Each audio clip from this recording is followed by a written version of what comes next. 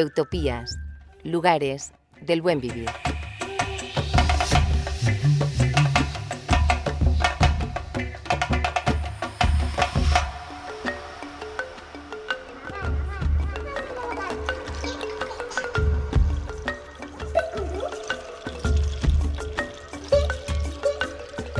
El barco de Utopías sigue navegando incansable e inspirado por el motor del entusiasmo.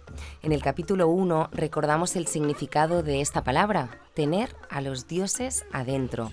Así somos la tripulación de este barco, entusiastas. Cada vez somos más personas las que queremos pintar nuestra cotidianidad de utopías, de estos lugares del buen vivir, y caminarlos, ponerlos en práctica al ritmo que sintamos durante este viaje que es la vida. Mientras lo hacemos, seguimos tejiendo alianzas en cada puerto para generar cooperación entre proyectos utópicos. Esta es nuestra función.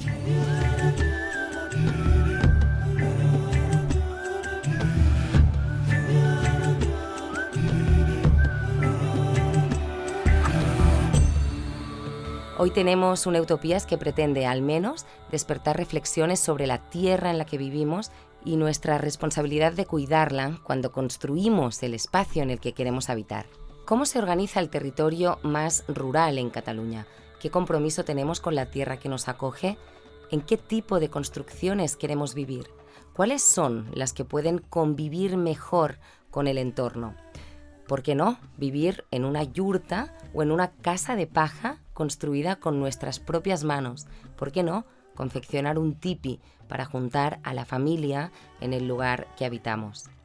¿Cómo decidimos el tipo de estructura en el que queremos vivir? ¿Queremos que perdure para las futuras generaciones? ¿La queremos hacer con materiales biodegradables que no dejen rastro de nuestro paso por el territorio cuando nos vayamos?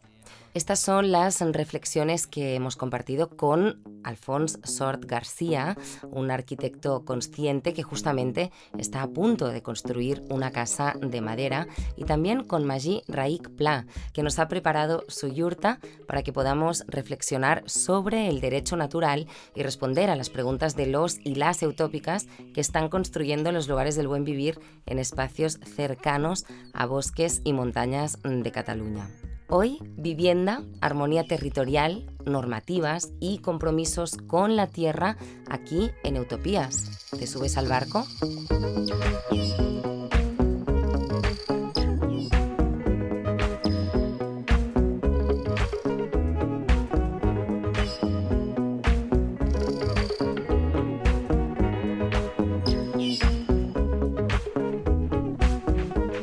Llegamos a un espacio precioso, una masía antigua reformada por Magí, que será hoy uno de nuestros interlocutores junto con Alfons.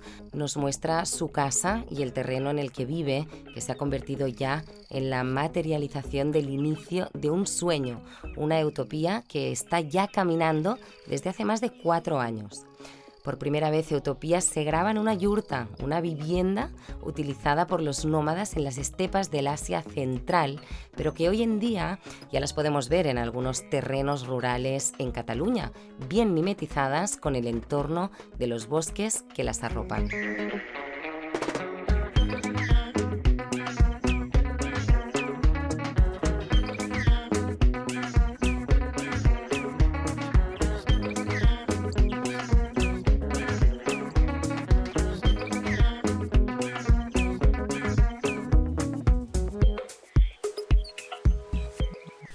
Vale, dentro.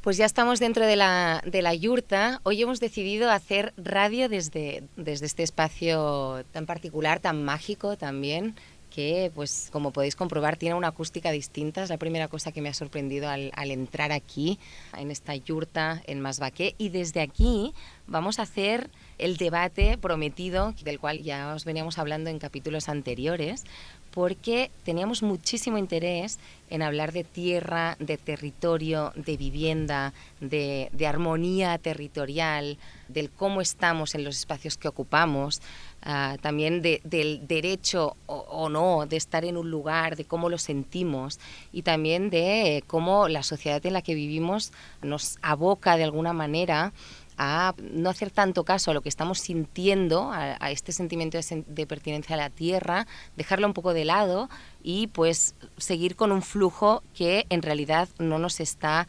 ayudando a que podamos realizar nuestros sueños. Este es un podcast, ya lo sabéis, para todo el mundo, para los que viven en las ciudades, en el campo, para los que tienen casa, para los que no, para todo tipo de gente, y una de las peticiones era poner este tema sobre la mesa.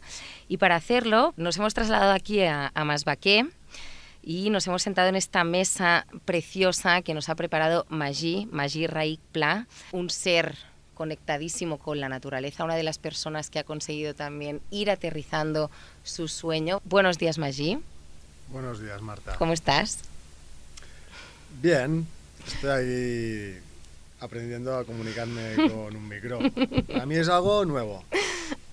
Es que de verdad que me voy a animar en un futuro a hacer más podcast con vídeo porque es tan hermoso lo que estoy viendo. O sea, es el micro, Magí, las flores, las rosas, el fondo verde, ¿no? Esta acústica impresionante que me está encantando poder escuchar lo que entra por las vías de sonido. És un lugar muy particular esta yurta. Gracias, Magí, per aquest espai. Y tenemos también con nosotros a Alfons Sort García. Él es padre de familia, trabaja como arquitecto, ama el territorio e intenta, de alguna manera, con lo que hace, transformar y facilitar que se den las cosas. Y lo hemos invitado porque pues hoy hablamos de tierra, territorio, vivienda y armonía, y él tiene mucho que decir sobre eso. Bon dia, Alfons. Bon dia, Marta. Benvingut a la yurta de Masbaqué. Y tenemos también a Ramón González, que nos acompaña hoy a montar todo este tinglado aquí, esta radio itinerante ya que es Utopías. Ramón González, muchas gracias por estar aquí presente, ayudándonos a que todo lo que hablemos aquí se pueda reverberar a donde quiera reverberar, sin obligación ninguna, pero ahí estará el material para quien quiera escucharlo, que lo escuche. Gracias, Ramón, por hacer Gracias por la invitación. Esta magia y vas a participar, si quieres, también de este debate. Eso tiene trampa, ¿no? Ya sabes que me gusta jugar, así que... Bueno, estamos en Cataluña. Entonces, Cataluña tiene una forma muy peculiar de organizar el territorio y a veces nos hemos encontrado con espacios que se han visto afectados por algunas leyes que les han obligado, digamos, a desvincularse del territorio. El sentimiento de pertenencia al territorio, lo veníamos hablando también en capítulos anteriores, está muy ligado con la forma que tienen algunos de los pueblos indígenas de los que hemos hablado aquí, de defenderlo, de defender las aguas, los bosques, la tierra, y esto es lo que nos ha inspirado a un pequeño grupo de personas que venimos haciendo Utopías, pero evidentemente hay muchos otros caminos. Y como sabéis que ahora estamos haciendo periodismo local y familiar, que esto es Utopías, pues vamos a hablar de cómo se hace esto aquí en Cataluña, cómo se siente la tierra aquí en Cataluña y cómo nuestros invitados de hoy sienten este sentimiento de pertenencia a la tierra. ¿Qué sería para vosotros, o cómo definiríais, o cómo pondríais palabras a algo tan difícil de definir como es el sentimiento de pertenencia a la tierra? Sentimiento de pertenencia a la tierra. Al final somos seres que estamos aquí y aparecemos en algún lugar concreto. Y ese lugar concreto en el que aparecemos es el lugar donde realmente sentimos que pertenecemos. Ese lugar puede ir variando a lo largo de nuestras vidas, pero el sentimiento de pertenencia a la tierra es nuestra relación con la tierra, que al final es todo lo que tenemos a nuestro alrededor. Uh-huh. Magí.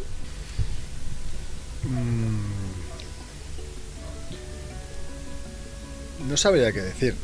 Yo siento que estamos conectados a la tierra a través de nuestros pies normalmente vamos calzados, pero si nos quitamos los zapatos podemos sentir muchas sensaciones de lo que hay debajo o encima de la tierra, debajo de nosotros, encima de la tierra. Y de esa conexión, bueno, somos como plantitas, ¿no? Que caminan, se mueven y bueno, la tierra pues forma parte de nuestra raíz y de alguna forma esa raíz, esa información está en todos la pisamos, todos, y de ahí crecemos como árboles y de ahí nos relacionamos unos con otros con los frutos que salen de nosotros, ¿no?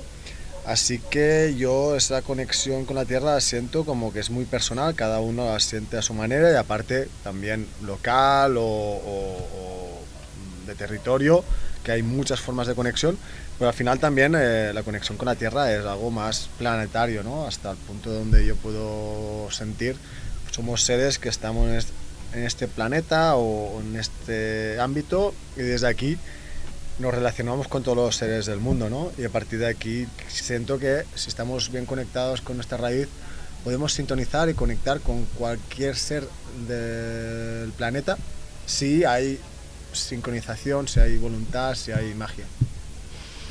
Una vez tenemos esta parte de este sentir, de este estar en la tierra, pues tenemos distintas formas de relacionarnos con ella y una de ellas es la vivienda o las construcciones que hay en el territorio.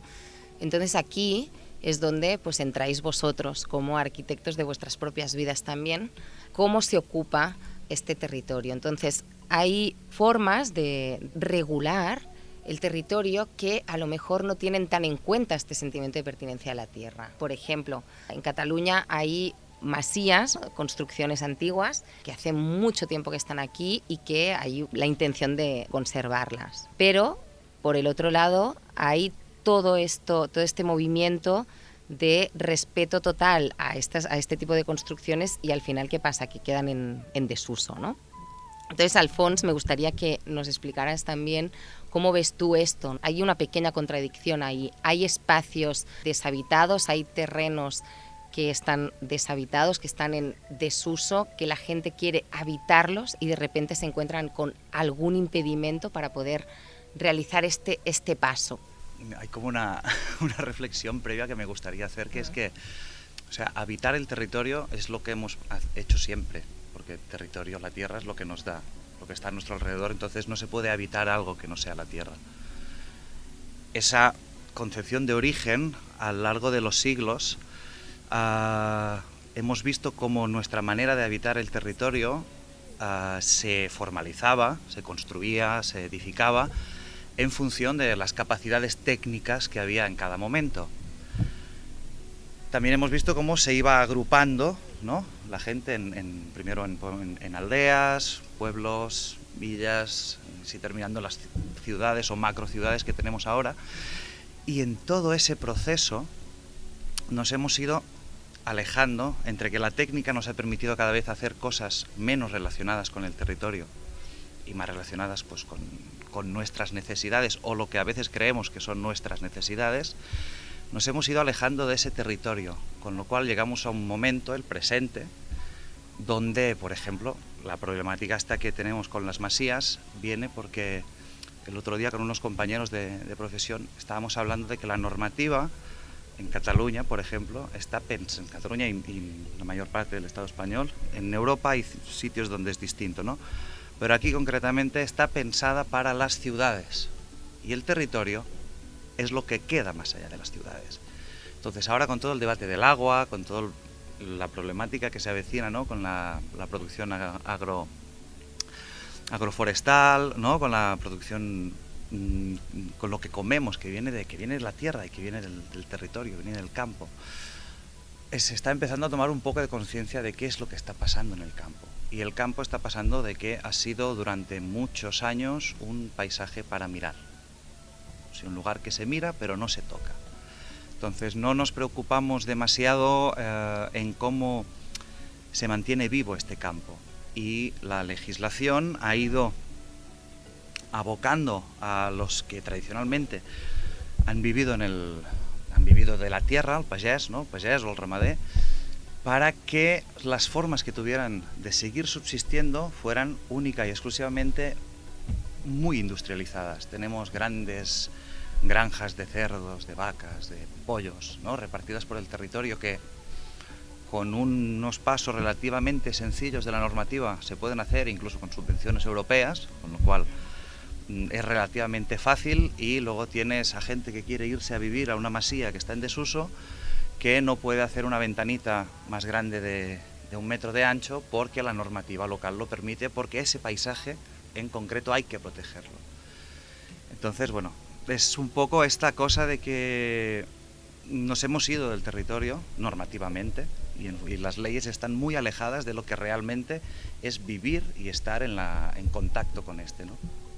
Muchas gracias, Alfons, por hacer este recorrido, porque justamente un día paseando con Magí por aquí, por los entornos de Masbaqué, vimos una granja enorme de cerdos, creo que es, y vino esta reflexión de que está desconectada la normativa de lo que podemos hacer. Y luego nos encontramos con personas como Magí, y además se dedica a hacer construcciones posibles en este tipo de entornos. Magí, me gustaría que también nos expresaras cómo ves esta relación entre habitar el territorio, el derecho natural, del que también hemos hablado en algún momento, y la normativa. Bueno,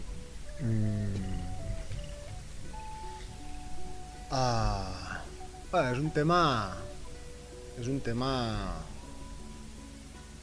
complejo y simple a la vez, ¿no? Y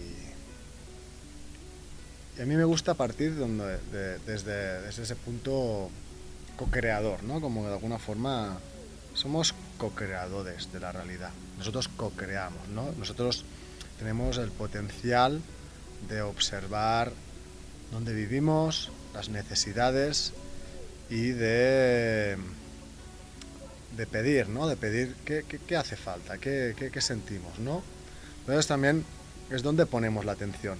Donde ponemos la atención y qué paso hay que hacer para hacer realidad los sueños, ¿no? Y que estos sueños también cómo impactan al entorno, ¿no? Y ver esa relación entre el entorno, los sueños, y a partir de ahí ir conformar, ¿no? A partir de aquí cada comunidad, cada barrio, cada pueblo, cada agrupación de personas genera realidades, ¿no? Entonces, claro, hay aquí como la ley, que muchas veces la tenemos como una herramienta de opresión, ¿no? Como una herramienta de opresión. Muchas veces también, a ver, está bien poner unos límites, ¿no? Está bien unas pautas, ¿no? De hecho, el derecho nació también con la voluntad de resolver problemas entre las personas, ¿no? Porque somos seres conectados, pero también somos seres que al convivir nos generamos discusiones, problemas, y a veces con gente muy cercana puedes tener discusiones por cosas muy chorras y puedes generar una discusión súper grande. Al final, ¿cómo resolvemos estos conflictos, estas diferentes ideas, ¿no? Hay personas que pueden ver, hay un chico que sube un árbol, esto es guau, peligrosísimo, ¿no?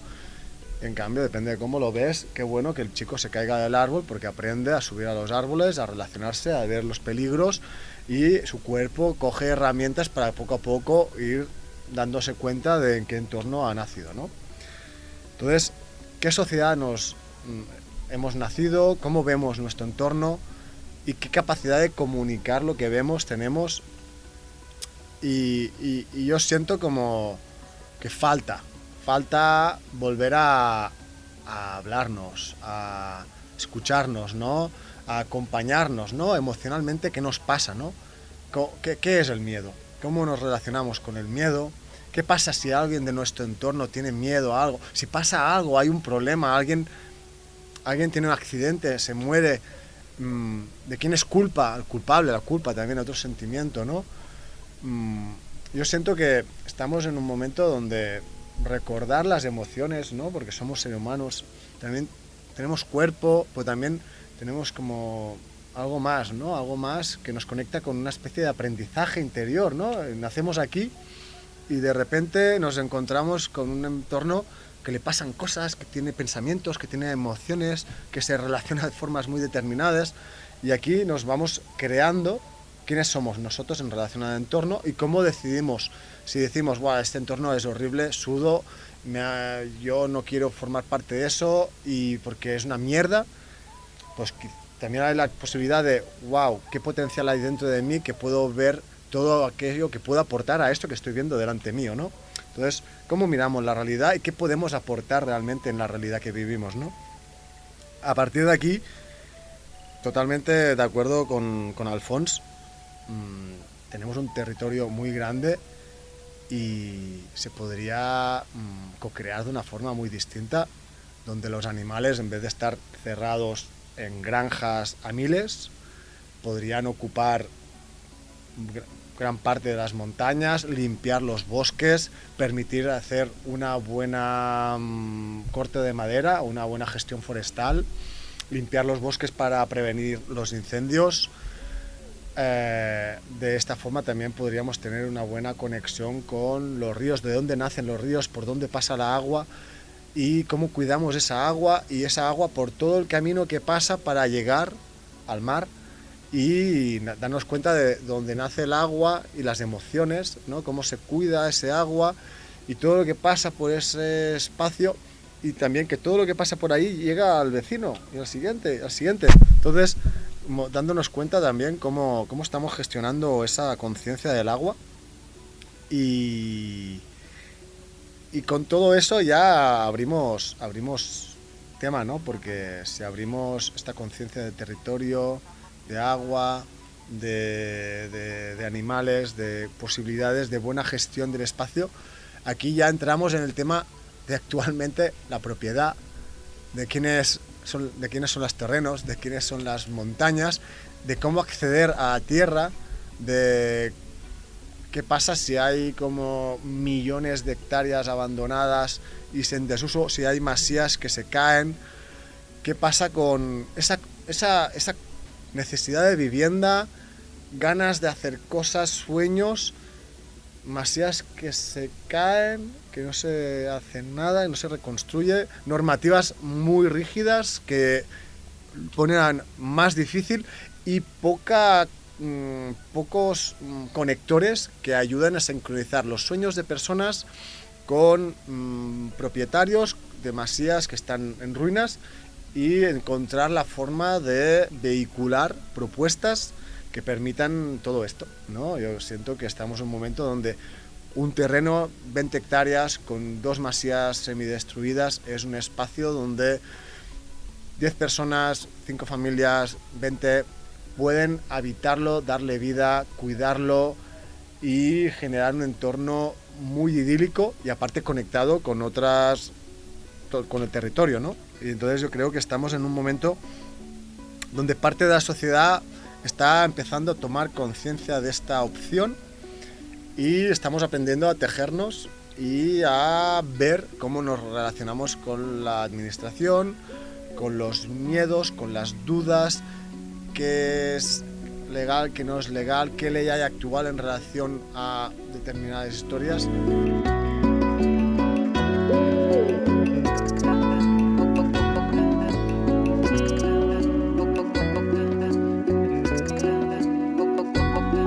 Has hablado, Magí, de propiedad, de acceso a la tierra y de todas estas posibilidades que existen. Es decir, lo que acabas de comentar lo estamos poniendo sobre la mesa porque es posible.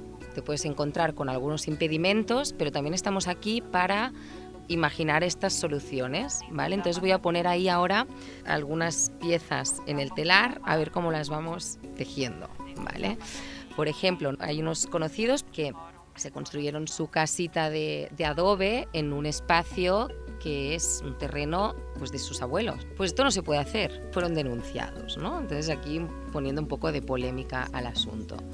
Estamos hablando de una casa hecha con materiales naturales, con paja en este caso, y bueno, pues esta construcción está ahí, es una familia de 4 personas y de repente pues tienen que sacarlo. Entonces, frente a eso, ¿qué hacemos?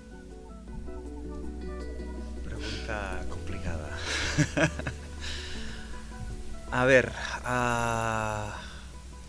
varias cosas. Por un lado, hay leyes que directamente están mal. Hay otras que no están tan mal. Y muchas veces la ley o lo que está en las normativas no es tan perjudicial como la administración que las interpreta.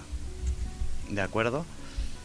Entonces, una de las complicaciones que tenemos a día de hoy es que la administración, las personas que están al frente de la administración, no los políticos, los técnicos, se ha creado toda una, no sería una cadena de custodia, ¿no? Pero sí una cadena de asunción de responsabilidades, con lo cual nadie quiere asumir nada que no esté específicamente regulado o claramente identificado en la normativa. ¿Qué ocurre? Que cualquier cosa que se escapa de lo que está escrito, pues muchas veces se interpreta que o no se puede hacer o es una cosa que está mal hecha. Y por otra parte no podemos escribirlo todo. O sea, es imposible escribir todas las posibilidades que hay porque las posibilidades son infinitas. Dicho esto, cuando nos encontramos delante de a día de hoy, y según lo que dicen las normativas actuales, maneras de legalizar una construcción, primero hay que ver de qué tipo de suelo se trata. Suelo urbano, suelo rústico, si es algún suelo que está... O sea, el suelo tiene... Esto es muy técnico, ¿no? Pero tiene diferentes categorías según ley, y hay el suelo urbano, que sería, para entendernos, el de las ciudades o los pueblos, y el suelo rústico, que sería el resto. ¿De acuerdo? Entonces hay situaciones intermedias, que es un suelo que no es ni rústico ni urbano, porque está pendiente de que la normativa cambie, de que se haga una cosa, se haga otra. En estas situaciones es muy complicado, cuando es una situación intermedia, hacer cualquier cosa. También es verdad que es muy complicado de que una administración acabe actuando. Entonces, si hay normalmente los casos de construcciones, no me gusta llamarles ilegales porque no son, o sea, no... Yo creo que todos tenemos derecho a construirnos nuestra casa, y si es con respeto, pues podemos hacerla donde creamos más conveniente. Eso sí, siendo respetuosos y conscientes de dónde estamos, ¿no? Ahí viene también, según lo conectados que estemos con el territorio, pues haremos una cosa o haremos otra. Dicho esto, es difícil que una administración acabe ejecutando una orden no de desahucio, pero sí de derribo. El desahucio sí es una cosa como es más común, pero derribar una construcción es algo bastante más complejo, que en grandes ciudades sí es más habitual, pero en poblaciones pequeñas y en suelo rústico es más difícil que se vea. Entonces se puede legalizar, por ejemplo, si es en suelo rústico y hay una explotación agrícola o forestal o algún tipo de vinculación con la tierra, se puede justificar como esa construcción es la vivienda de la persona que está explotando o trabaja, más que explotando, trabajando esas tierras, ¿no? Ya sea porque hay unos mínimos de hectáreas, etcétera, etcétera. Hay otras vías también, ¿no? La más recurrente, que es la que más solemos utilizar, no es una vivienda. Entonces, buscamos un uso que tenga cabida en lo que dice la normativa, pues no, es un centro de interpretación, es un espacio de interpretación de la naturaleza, se hace un proyecto especial y eso sí se puede hacer. Es muy curioso porque a veces es más fácil hacer cualquier cosa que no sea una vivienda que una vivienda. Y el problema que tenemos es que la gente se nos está yendo del territorio o hay mucha dificultad para que vuelva al territorio, porque el acceso a la vivienda, que es lo que realmente nos fija aquí, no nos fija que trabajemos aquí, nos fija que vivamos aquí, ¿no? Se está poniendo muy, muy difícil. Pero hay vías, ya depende de la complejidad de cada caso, técnicamente es bastante... Comprenderéis que voy a aprovechar al máximo que estamos en esta mesa, o sea, lo siento, pero va así.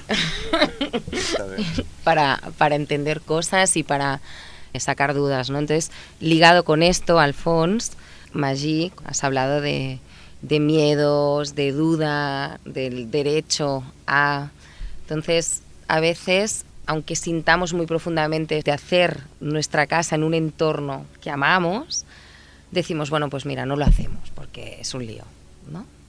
Entonces, vinculado con esto que decía Alfons, Magí, ¿tú qué piensas? ¿Qué le dirías a alguien que está en esta situación?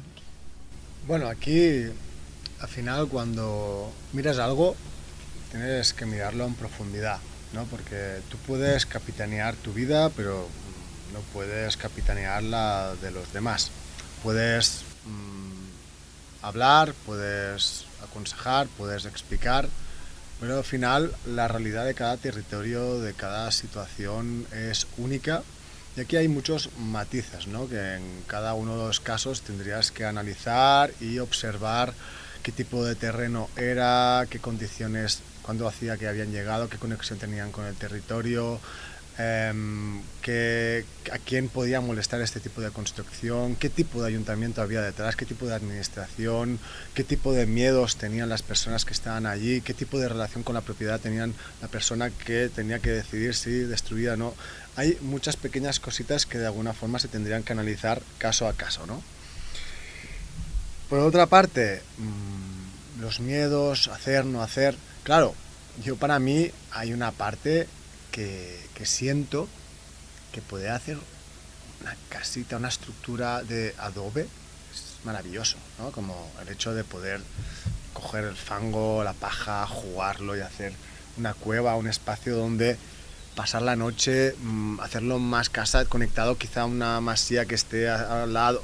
De muchas formas posibles sería maravilloso. La cuestión es cómo lo creamos, cómo lo co-creamos, cómo damos espacio para que eso sea posible, cómo nos ordenamos, ¿no? ¿Lo hablamos o no lo hablamos? ¿Lo dejamos al aire o nos sentamos y como dice, lo escribimos todo, ¿no?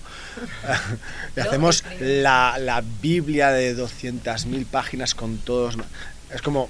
Y también es como cómo interpretamos la norma. Hay muchos matices, ¿no? Para mí me gusta hablar ya no tanto de lo que dice la ley, sino de qué dice mi corazón, ¿no? Y para mí hay una parte que me dice, qué bonito poder hacerse una casita de fango, quizás para vivir un año de tu vida, para vivir un tiempo determinado, para tener una experiencia, a saber lo que tú transitas en este tránsito, en que tú conectas con la tierra y conectas con un espacio donde puedes ponerte ahí debajo y te sientes cuidado, protegido. Entonces, qué bonito poderlo hacer. ¿El cómo y el dónde? Bueno, está guay poderlo hablar, ¿no? Que se abran estos debates en los municipios, en los sitios, que se habla un poco de cómo lo hacemos, ¿no? Como municipio sin barro. Bueno, pues o municipio como amigo de los barros, ¿no? O la montaña del barro, ¿no? Y una montaña todo lleno de casitas de... No sé, cómo nos podemos ordenar, ¿no? De aquí, claro, desde mi punto de vista hay infinitas, y yo no voy a decir, porque yo no soy nadie para decir el qué y el cómo, pero sí que para mí hay un punto que siento que hay montañas, que hay estructura, hay masías, hay bosque, hay mucho bosque, y hay una necesidad de cuidar este entorno, ¿no? A partir de aquí, qué bonito sería un entorno donde desde una masía central la gente pudiera reformarla, cuidarla, darle un cariño, y pudieran ver diferentes tipos de construcciones bien pensadas, con arquitectos alternativos detrás que generen las pautas para que haya un buen vivir y que haya una conexión con el ayuntamiento, con la administración, con el pueblo, y haya unos acuerdos, pero que se pueda hacer, de alguna forma, que se pueda hacer, que sea posible, que se mire la forma, las conexiones que se tienen que tejer para que sea posible, para que no vayas a la administración y la respuesta sea no, sino que vayas y puedas haber un equipo de personas relacionadas con la arquitectura, con las leyes,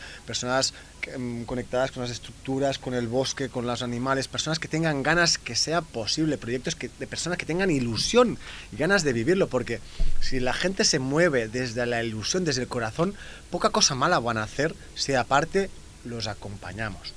Es como la educación libre, ¿no? Si acompañamos a nuestros héroes que vienen a esta tierra a ser quienes quieren ser y acompañarlos en su pasión, seguro que salen personas creativas, mágicas, y que desarrollan todos sus poderes y todos sus dones, y que aportan a la sociedad algo brillante, ¿no? Entonces, ¿por qué no probarlo, no? ¿Por qué no probar opciones, ¿no? Experimentos, ¿no? De decir, vamos a permitir, ¿no? En cada ayuntamiento hacer un proyecto, las personas que estén interesadas que se sincronicen, y aparte vamos a tejer cada uno de los proyectos de los municipios para que vayamos escuchando las experiencias de cada uno, y a partir de aquí decidamos si vale la pena o no expandir esta propuesta, ¿no? Yo iba mirando a Alfons porque sé que él acaba de venir de una visita a una obra también, porque sé también que a veces vas a relacionarte, ¿no? Con estos técnicos, técnicas que están ordenando este territorio, pero también sé que pues estás poniendo al servicio de los sueños de mucha gente y del tuyo propio lo que es tu profesión, que te gusta hacer, que eres arquitecto además, ¿no? Entonces, ahora te voy a hacer una pregunta como Alfons arquitecto. La gente que sueña así libre y alto, como está haciendo, como Magí, por ejemplo, ¿no? O como tantos otros, y tiene ganas de hacerse una casa, pues teniendo en cuenta el territorio, el paisaje, los materiales, y invertir en eso, ¿cómo se relacionan contigo? O sea, ¿y cómo tú te relacionas con ellos? ¿Qué consejos les das?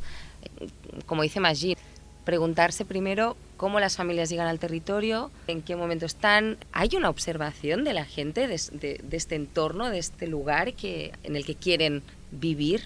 Y luego el tema de los materiales, que luego lo hablaremos con Magí, con todas estas estructuras que también tiene aquí en su casa. En línea de lo que decía Magí, y ahora parecerá que diga lo contrario de antes, pero es que las dos cosas pasan, ¿no? La ley o la aplicación de la normativa es una, pero sí que es verdad que cuando hay ilusión, hay ganas, hay tenacidad, y hay gente trabajando, y sobre todo cuando esa gente que trabaja no es una persona para un interés propio, sino que es para un interés común, muchas veces mágicamente las cosas suceden. O sea, eso que no se podía hacer, se mueven varios encajes y esa cosa se da, ¿no? Esa construcción que antes era totalmente imposible de que sucediera, pues empieza a suceder, ¿no? Y ese es un poco el punto en el que nos encontramos ahora. Como hacer esto de manera... O sea, hay proyectos que realmente tienen esta fuerza y tienen esta capacidad de empuje, pero hay otros que no tienen tanta capacidad de empuje, pero que también se merecen llegar a ser realidad. Entonces, lo que se está trabajando ya desde hace muchos años, ¿no? Pero todo este trabajo en red, ¿no? De técnicos, de ayuntamientos, de propietarios, de gente que tiene ganas de que las cosas sucedan de una manera más fluida de la que están sucediendo actualmente, ¿no? Existe, pero es un trabajo de hormiguita. Es muy lento, bueno, ahí va pasando poco a poco.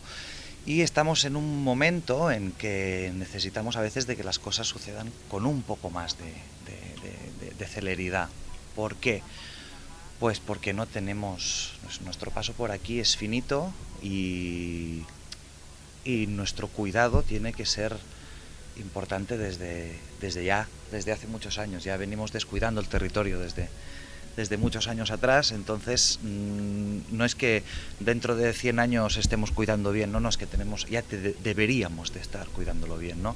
Entonces lo que nos aprisa un poco es eso, ¿no? Entonces, cuando llegamos a un lugar, ¿cómo sentimos el lugar? Lo básico, pero esto seas más o menos consciente. El lugar tiene unas horas de sol, tiene unos vientos dominantes, tiene agua, no tiene agua, está mirando a norte, está mirando a sur. O sea, todas estas cosas que muchas veces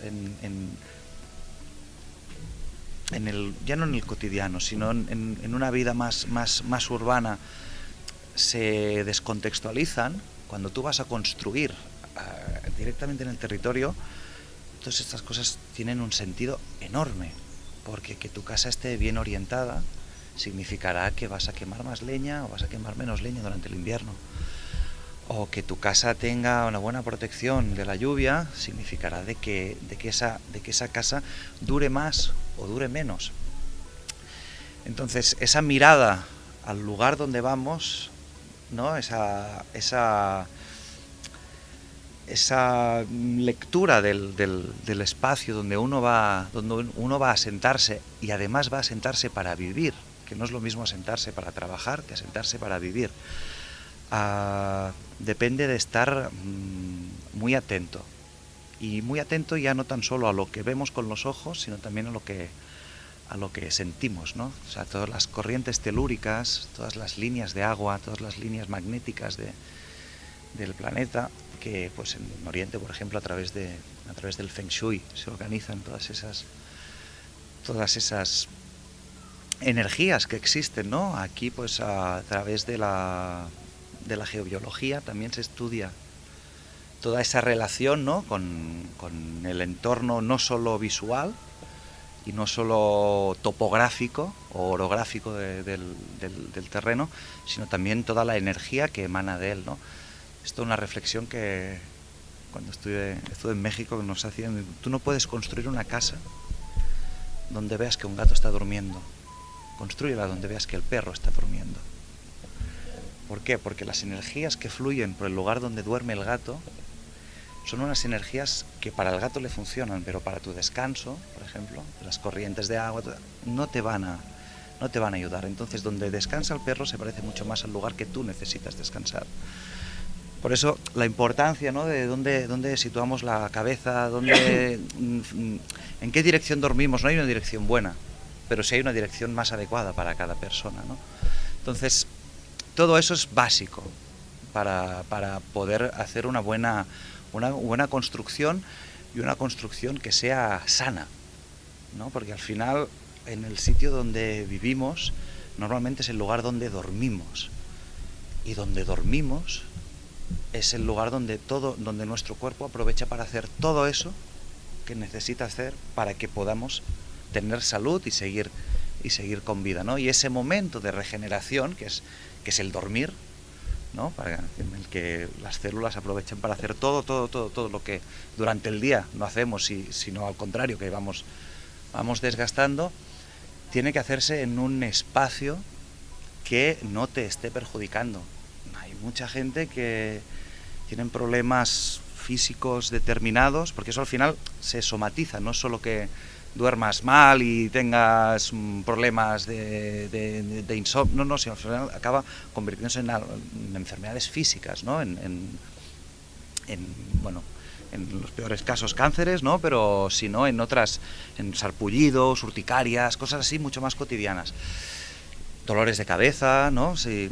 Y muchas veces esa gente, cambiando el lugar donde duermen, se solucionan muchos de esos problemas, ¿no? Entonces, la importancia del lugar y de leer bien un lugar, de estar en paz con ese lugar, de saber bien a esa persona que viene, ¿no?, a pedir qué es lo que necesita, cómo se siente, qué hábitos tiene, ¿no?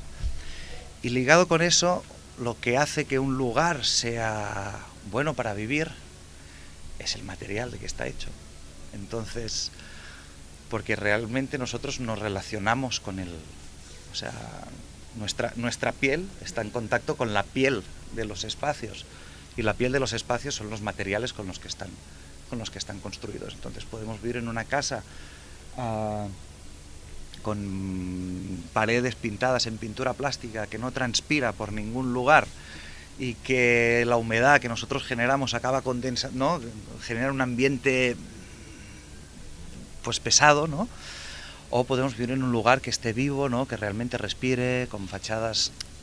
Estamos yendo hacia aquí, y no estamos haciendo nada nuevo, estamos recuperando construcciones que ya se hacían. O sea, no estamos inventando maneras de construir. Las casas hasta hace 100 años todas eran así, ¿no?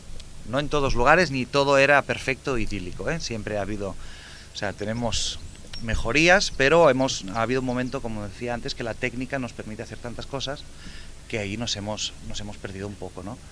Entonces este cariño con el material, este cariño con con el territorio, saber dónde estás, saber con qué quieres vivir, ¿no? Con quién. ¿Quieres vivir con madera? ¿Quieres vivir con el barro? ¿Quieres vivir con la paja? ¿Quieres vivir con la piedra? ¿No? Hay infinidad, con el yeso, ¿no? Hay infinidad de materiales. El otro día escuchaba un señor que estaba explicando, dice, nos estamos equivocando muchas veces en las construcciones sostenibles, porque no se trata de que el material sea sostenible si la construcción va a durar 20 años.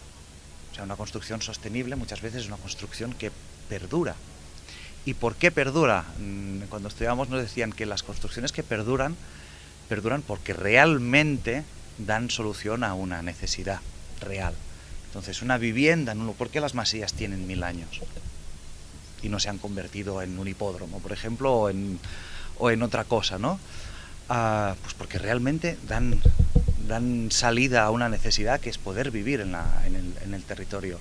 Y entonces hay que hacer construcciones que duren, pero que estén realmente en relación con las necesidades tanto de uno mismo como del territorio, que es en el momento en que se cruzan, ¿no? esas dos realidades, que al final son la misma, cuando pueden salir cosas que realmente valen la pena. Bueno, yo no sé, la gente que nos esté escuchando qué estará pensando, pero yo me estoy imaginando aquí unas infinitas posibilidades de un montón de cosas que pueden pasar en los entornos en los que queremos habitar. Magí, a ver, nos encontramos en una yurta. Una yurta, bueno, es móvil, puede ser móvil. Lo digo porque, bueno, ahora estábamos hablando, el tema que hemos abierto, ¿no?, de materiales, construcciones sanas. Hemos hablado también de recuperar las formas de construir a lo mejor más antiguas.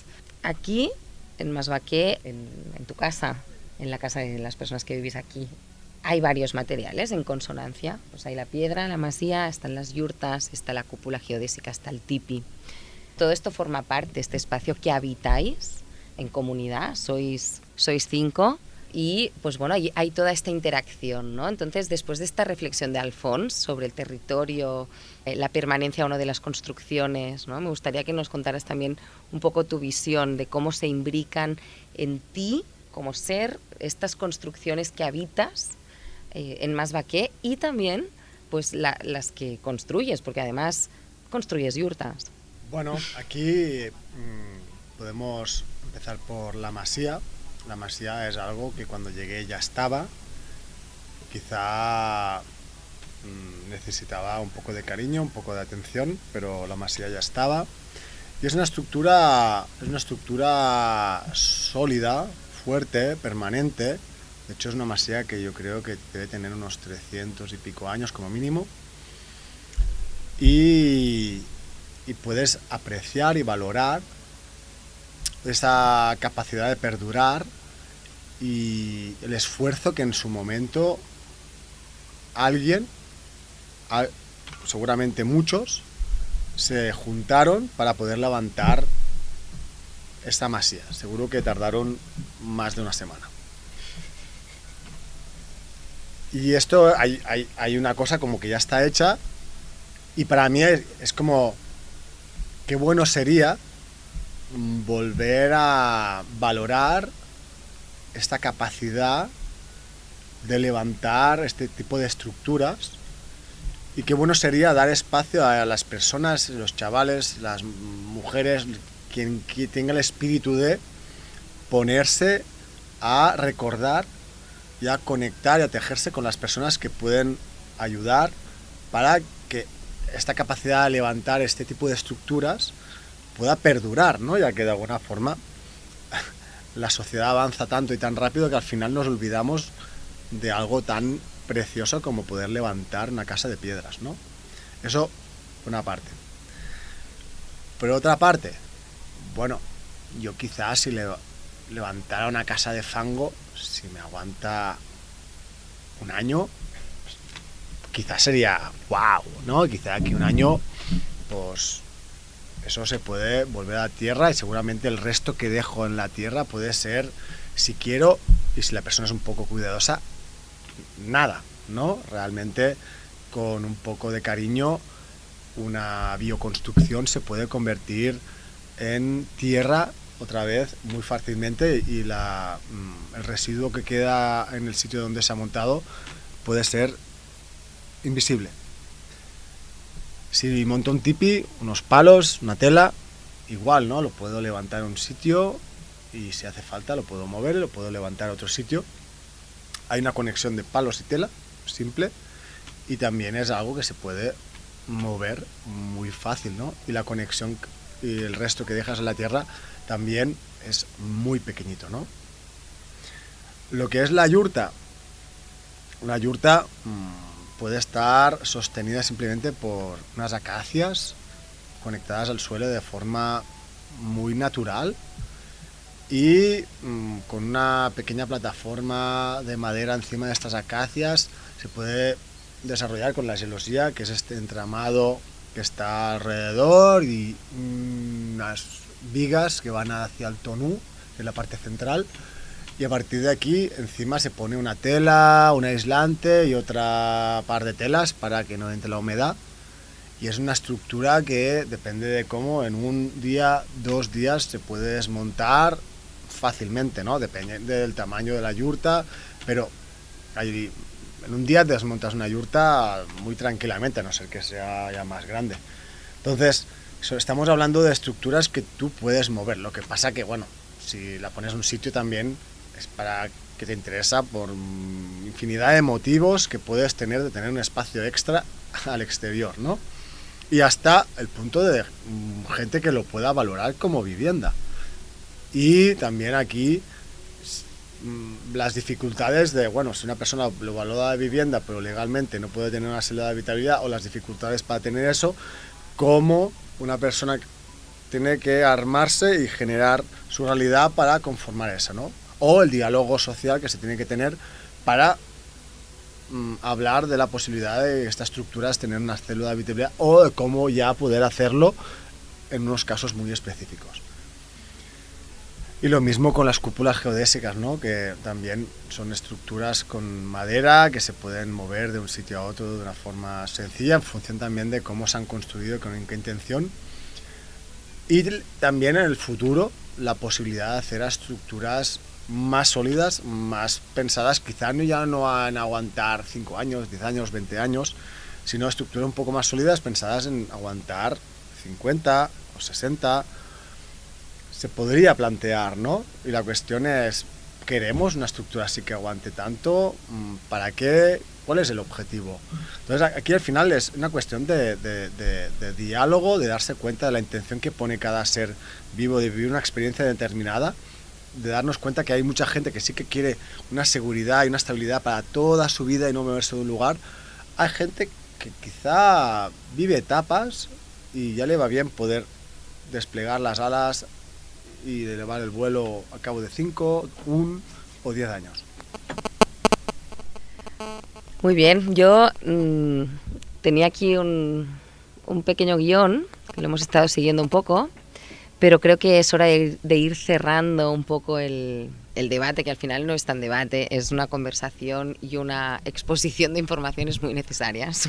Así lo llamaría yo, porque para construir los lugares del buen vivir es importante que hablemos de vivienda, es importante que hablemos de territorio, es importante que hablemos de relaciones, de qué caminos hay, así como el agua, que ha salido tanto también en el programa de hoy, pues ir visitando estos lugares y ir fluyendo hacia donde las cosas se nos van facilitando. Y esto pasa, ¿no? Se ha hablado aquí también de que si ponemos conciencia en lo que estamos haciendo, los caminos se abren.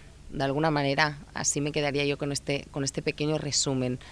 Entonces, bueno, pues para ir cerrando, me gustaría que hiciéramos un balance de el por qué creemos también que es importante que toda esta información que estamos concentrando hoy aquí traspase. A lo mejor estamos aquí para ayudar o inspirar de alguna manera a que las personas pues no tengan estos miedos, que no piensen, uy, no, si es que si me pongo una yurta me la van a hacer quitar al cabo de 2 días.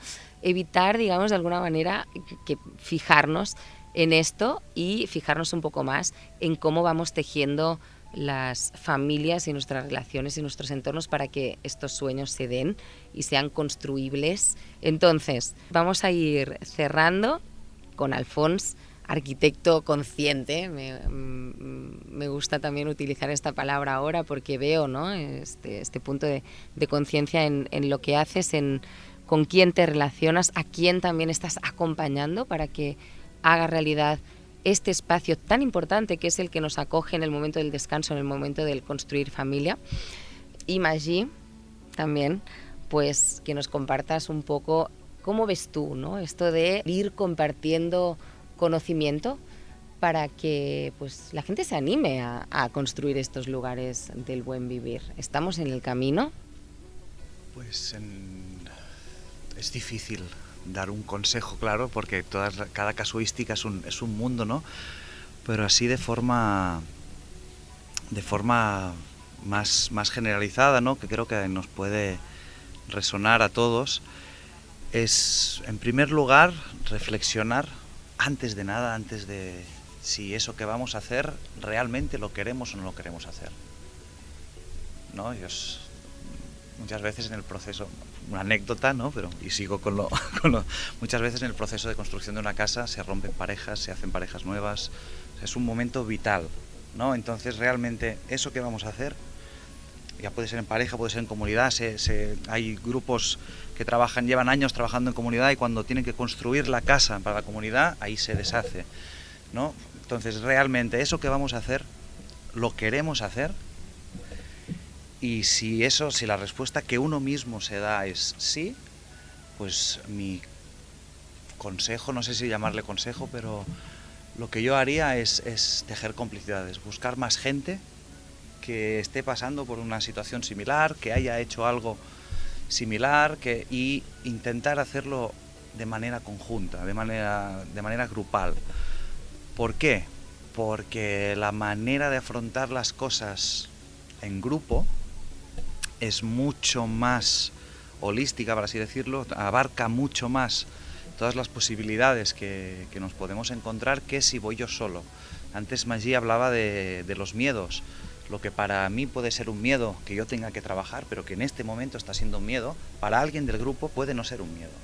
Entonces a mí eso me ayuda a poder ver otras dimensiones, ¿no?, de otras posibilidades donde yo antes no veía posibilidad, ¿no? Y que la gente, que nos animemos todos. Parece muy difícil, pero realmente no lo es. Lo muy difícil es lo otro, porque al final lo que sí que hay que hacer es poner un esfuerzo y echarle ganas, ¿no?, que dicen. Pero si le echamos ganas, todo es posible.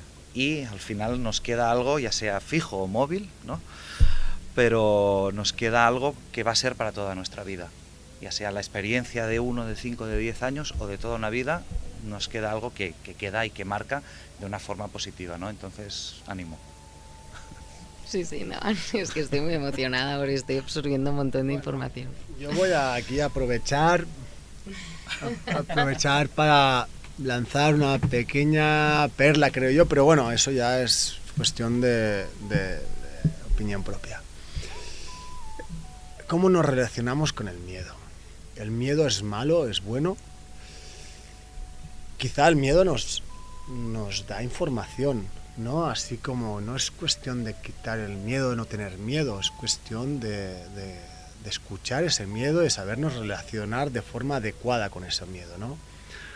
A partir de aquí, cuando nos movemos, ¿qué intención ponemos? ¿Qué queremos generar, ¿no? Y qué coherencia, qué armonía hay entre el conjunto de personas que van a generar ese espacio.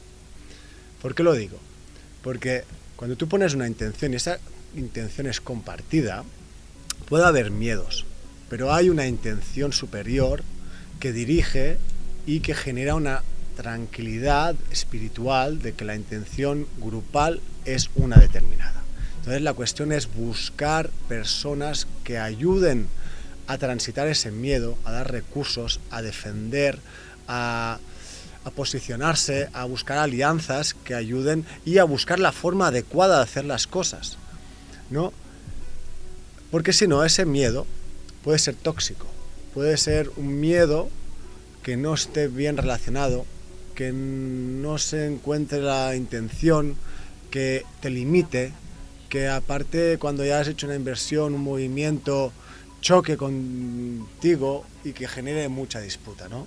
Entonces, aprender a marcar bien las intenciones, a relacionarse bien con el miedo y que las personas que se agrupen para movilizarse sean conscientes de que el miedo es una herramienta que tenemos que usar para aprender y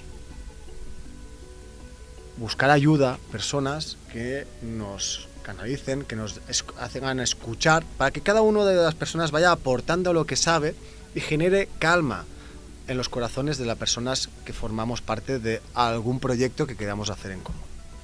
Pues yo no tengo nada más que decir, he estado tomando apuntes todo el rato.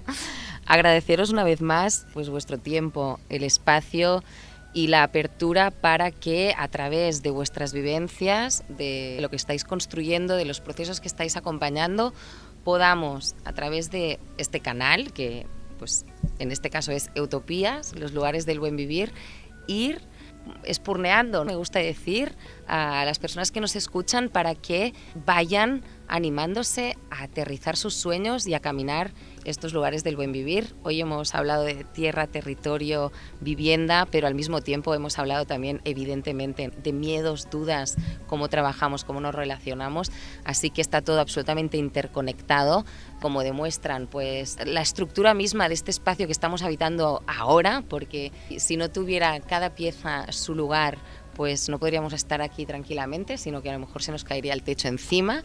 Entonces está todo perfectamente interconectado y desde este espacio, desde este Utopías, agradeceros un montón que hayáis hecho el esfuerzo de dedicar este tiempo a pasar estos mensajes a través de estas ondas. Muchas gracias.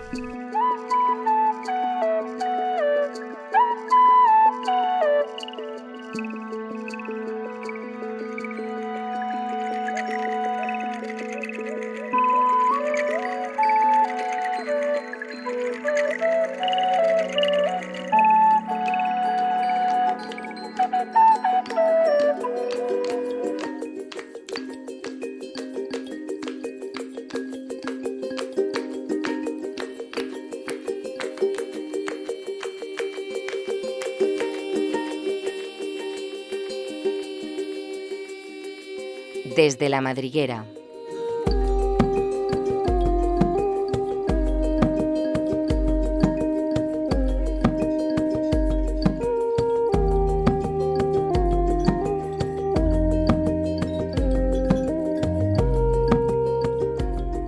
Y esta sintonía nos lleva a conectar con la madriguera de José Carlos Bouso. José Carlos, bienvenido a Utopías de nuevo, ¿cómo estás? Hola, pues muy bien.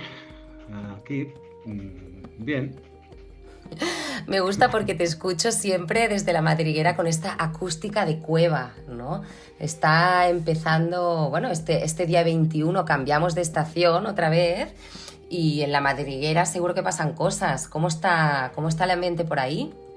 Bien, aquí la verdad es que como es una cueva y está bien protegida, en realidad no se distingue mucho el paso de las estaciones. Tenemos que salir al exterior. Pero bueno, como tampoco salgo mucho últimamente, en realidad aquí la vida sigue con su monotonía y su frescura habitual. Monotonía y frescura a la que tú le pones todavía más aventuras, pues agarrándote a estas lecturas de estos libros que nos recomiendas en cada uno de nuestros capítulos. En esta ocasión, José Carlos, nos vienes a hablar de un libro de, pues bueno, si no recuerdo mal, cuando me hablaste de él es justamente sobre una persona que recorre el territorio del norte de Cataluña con una piragua. Sí, no sé cómo llegó este libro a mis manos. Rebuscando en mis papeles, tenía en un cestito donde voy guardando todas las cosas que no sé dónde poner, un papel con una referencia que es escrita en una letra casi legible, no sé cuándo debí escribirlo, que ponía una piragua en la Costa Brava. Como además, pues no sé, también últimamente he estado haciendo algo no de piragüismo, pero sí con un kayak que me prestaron, pues no sé, esta nota llevaba ahí, debía llevar años incluso. O sea, perdón, Entonces, disculpa el apunte. Has salido de la madriguera para irte en kayak y ahora estás leyendo o te has leído ya un libro que habla de una piragua, ¿no? Y un recorrido en piragua. O sea, que estás saliendo de la madriguera para irte de nuevo al mar, José Carlos.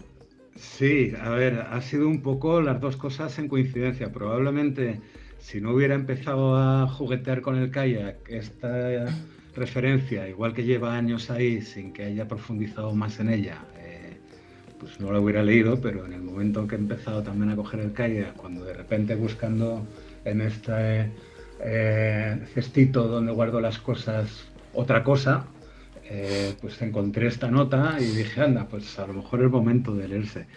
Sí, en vez de comprar en esta tienda online o en estas tiendas online, hay alguna conocida mundialmente, pero hay otras multinacionales que también, donde se compra habitualmente.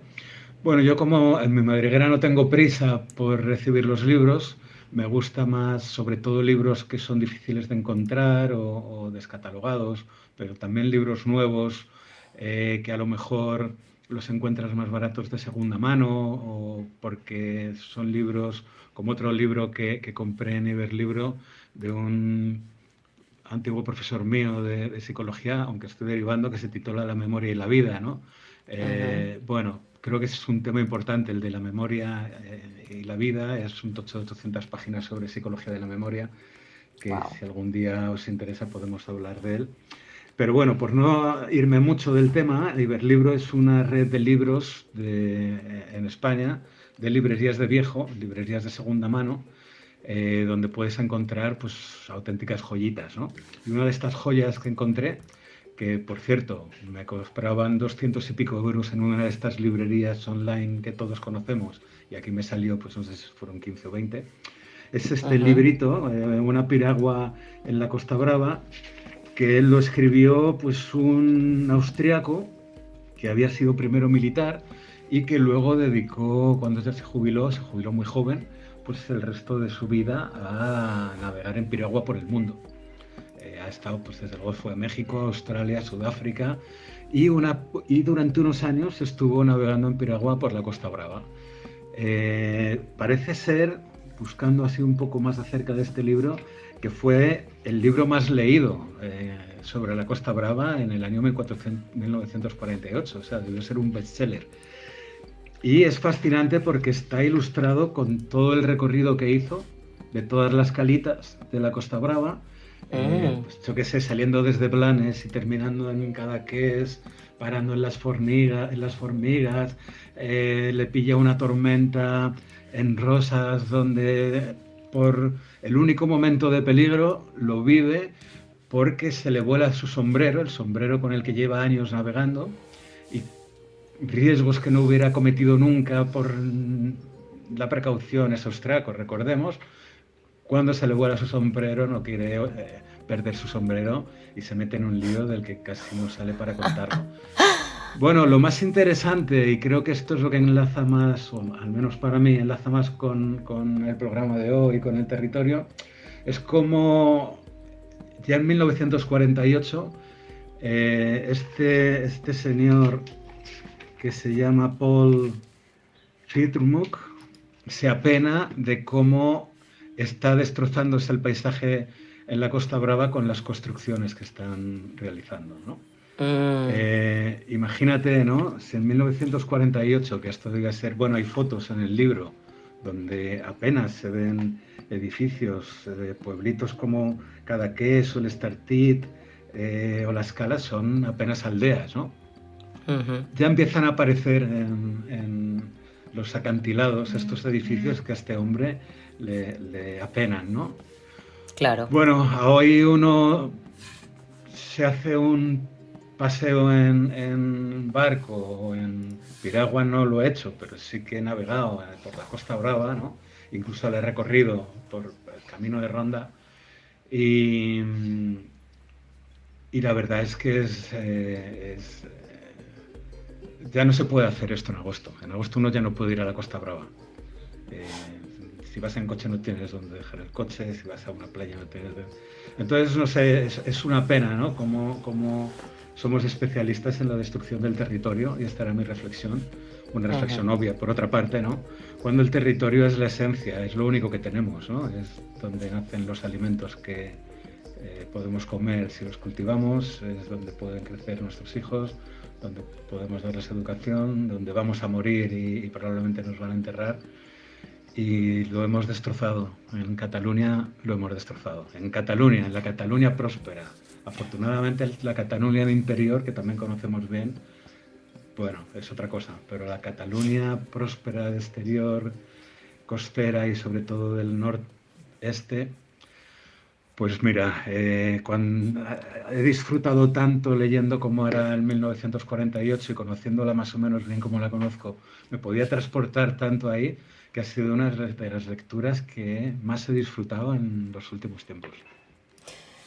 José Carlos, la verdad es que pues nos gusta mucho esta recomendación, sobre todo cuando venimos hablando justamente de cómo llegamos al territorio en el que queremos construir nuestras utopías. Cómo llegamos, cómo pedimos permiso, cómo observamos el paisaje, cómo vemos dónde nacen los ríos, cómo está el mar, ¿no? ¿Podemos realmente construir algo cerca del mar? ¿Debemos? ¿Cómo le preguntamos al territorio cuál es nuestro compromiso con él? ¿Verdad? Entonces, estas son las preguntas que hace ya un tiempo surgieron y que pues hoy tampoco las hemos respondido del todo, pero hemos empezado a reflexionar sobre pues cómo queremos que sean estas utopías en el territorio, cómo queremos que sean nuestras casas, con qué materiales construimos, ¿sí? ¿Qué tipo de impacto tiene nuestra utopía en el territorio? ¿Construimos casas para que perduren a lo largo de la historia porque queremos tener descendencia y entonces serán casas de piedra, masías? ¿O queremos construcciones efímeras como yurtas, ¿no? O casas de barro para poder vivir bien durante el tiempo que nosotros estemos, ¿no? Son preguntas que nos han surgido y que por fin hemos podido dedicar un programa a eso. Y luego está pues todo el tema legal y de los miedos, ¿no? Pregunta, ¿por qué estas construcciones que veía esta persona, Paul, desde la Costa Brava, han sido permitidas? ¿Y por qué ahora se les prohíbe a las personas poner un tipi en un terreno en donde hay un compromiso con esa tierra, ¿no? Hay un compromiso y un cuidado del espacio que habitan? Son contradicciones que, pues bueno, las hemos hablado en este capítulo 8 de Utopías, sin llegar tampoco a ninguna conclusión de lo que se puede y lo que no se puede hacer, pero llegando, digamos, a una conclusión que para nosotros era muy importante: nuestro compromiso con el entorno, José Carlos, ¿no? Y entiendo que este libro a lo mejor cuando lo leamos nos evoca también un poco a eso. Sí, se trata de si quieres hacer uso del territorio exclusivamente para ti, que es lo que parece que vemos ahora cuando recorremos la Costa Brava, pero cuando recorremos en general el Levante español. Si solo quieres hacer uso para ti, o te recorres el perímetro de Mallorca, donde, bueno, parece que sí, que queremos, ¿no?, construir nuestro sitio, o ahí afuera de mi madriguera hay unos acantilados, ¿no?, donde quieres tu casa para ti, con las mejores vistas, independientemente de lo que pueda estar estorbando estas vistas y perjudicando el territorio. Es decir, si quieres utilizar el territorio para tu beneficio y esto es extractivismo, o si el territorio es algo de todos, ¿no? Y como es algo de todos, todos tenemos que manejarlos en él de la forma que nos beneficia a todos, ¿no? Y evidentemente cuidarlo. Y evidentemente cuidarlo. Entonces, no sé, yo creo que hay un equilibrio que debería ser sostenible y sustentable y que Pero este equilibrio también pasa porque hay un equilibrio de fuerzas entre quiénes son los que pueden hacer uso del territorio, porque claro, si tú llegas a uno de estos acantilados, a uno de estos sitios preciosos de la Costa Brava, que nosotros hemos visto mega construidos, pero que Paul vio tal como eran. Imagínate, hay algún pasaje que dice cómo serían los bosques que aquí habitaban antes de que construyeran. Y debía haber 4 casas construidas, ¿no? 4 casas que no eran casas de pueblo, ni casas de villas, ni casas de comunidades. Eran las casas que ya se iban empezando a construir, y se lamentaba cómo podían ser los bosques, porque, bueno, claro, él también describe toda la diversidad de flora y fauna de la costa, porque, bueno, ¿no? Además los viajes los hacen en invierno. Imagínate esta gente que en enero, ¿quién se mete en una canoa a recorrerse la Costa Brava? Que a nosotros nos parece que hace un frío tremendo. Pues este tipo se recorre en enero y parece, por lo que cuenta, como si estuviera de vacaciones, ¿no? Un explorador. Y duerme, claro, y duerme en los bosques, y duerme en las playas, y duerme en las casas de los pescadores cuando le atrapa un temporal. Y la canoa, pues es como una especie de amigo en el que son un tándem, él y la canoa, ¿no? Pero él hace uso del territorio de esta forma, ¿no? El territorio es su cobijo y parte del habitaje. No se apropia de él para decir, bueno, esto es mío, porque, bueno, son todas estas cosas, ¿no? que son maravillosas, ¿no? de leer, pues, bueno, estas crónicas de no hace tanto tiempo, porque estamos hablando del año 48, no hace tanto tiempo. Hoy las fotos del libro son irreconocibles. José Carlos, muchas gracias por esta recomendación que parece casual, porque, ¿no?, te llegó a través de estas notas perdidas en la cesta de la madriguera, este libro de Paul Fitrmuk. Es que es difícil de pronunciar este apellido porque sí, es Paul, o sea, Paul, P-A-U-L, y luego Fitrmuk, es decir, F-I-D-R-M-U-C, un apellido de origen austríaco. Pues muchas gracias. Una piragua en la Costa Brava, esta edición de 1948. Muchas gracias, José Carlos, por compartir esta recomendación, y pues si nos lo puedes mandar con alguien que te venga a visitar y venga a nuestro barco, pues la verdad te lo súper agradezco, y si no, pues recurriremos a esta librería de segunda mano, que está muy bien también, y además es una forma pues muy utópica de leer, ¿no? Ir reciclando sin que haga falta comprar libros nuevos y ocupar espacio, ¿no? Y que este libro vaya pues recorriendo también las manos de los eutópicos y eutópicas. Esto es lo que empezó a pasar, por cierto, que no te lo he contado, con La Isla, ¿sí? Yo dejé uno de mis ejemplares y insistí en que lo quería de vuelta, entonces lo que hice fue comprar otro, y ese otro fue viajando de mano en mano de eutópicos, que algunos los debes conocer, que bueno, les has abierto un mundo, como me pasó a mí cuando la leí, y como te pasó a ti cuando leíste La Isla.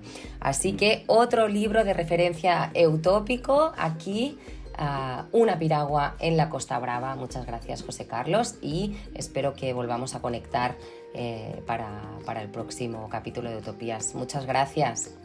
Aquí estaré a vuestra disposición siempre. Muchas gracias. Un abrazo, José Carlos. Un abrazo.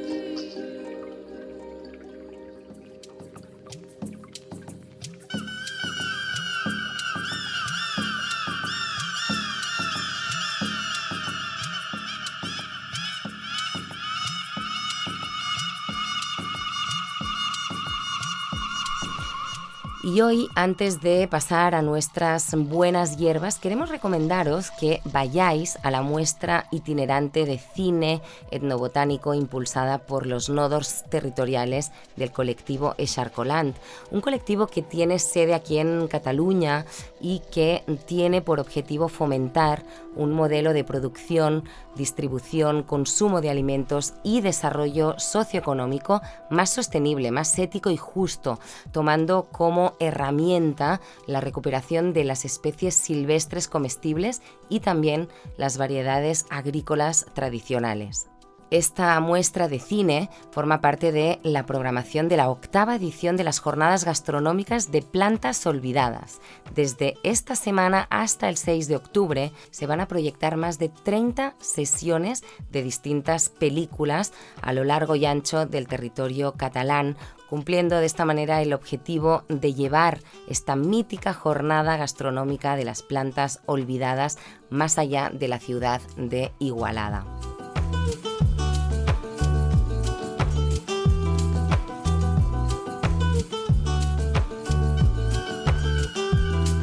Queríamos nombrarlos hoy y recomendaros que visitéis su página web eixarcolant.cat para ver todas las películas que nos han preparado sobre plantas y si podéis escaparos a las jornadas que empiezan en 2 semanas para redescubrir qué son y para qué sirven las plantas olvidadas, porque construir un modelo de producción y consumo de alimentos más sostenible es tan posible como imprescindible. Un espacio para descubrir plantas olvidadas combinando conocimientos tradicionales y la innovación.